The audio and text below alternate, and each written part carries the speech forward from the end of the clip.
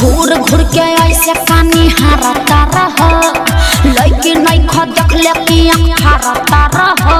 अरे तोरा लेखन नहीं देखले हो। घूर घूर के ऐसे कानी हारता रह लइके नहीं ख देखले कि आँख हारता रह। रूपा हमार का टच करता।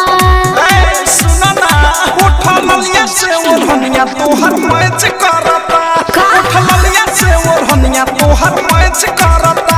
उठा ललिया से ओढ़निया तोहर मैच करता।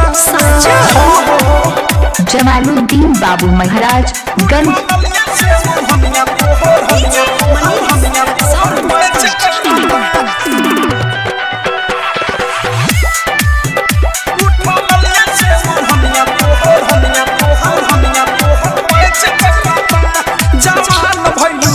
तोर डिमांड बढ़ता।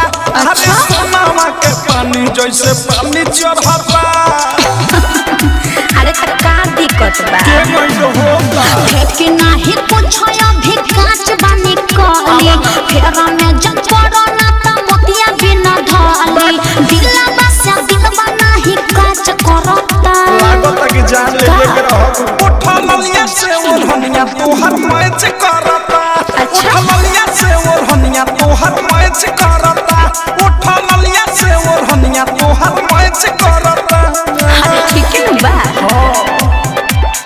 Mobile number 84 272 94 964।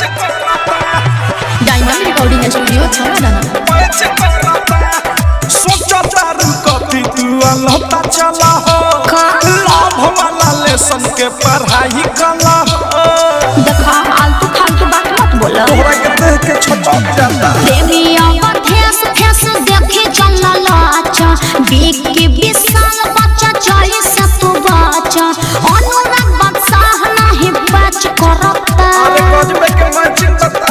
उठा ललिया से ओढ़निया तोहर मैच करता। उठा ललिया से ओढ़निया तोहर मैच करता। उठा ललिया से ओढ़निया तोहर मैच करता। घूर घूर के ऐसे कानी हारता रह लइके नहीं ख देखले कि आँख हारता रह। रूपा हमार का टच करता।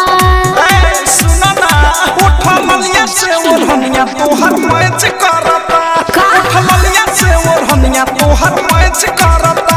उठा ललिया से ओढ़निया तोहर मैच करता।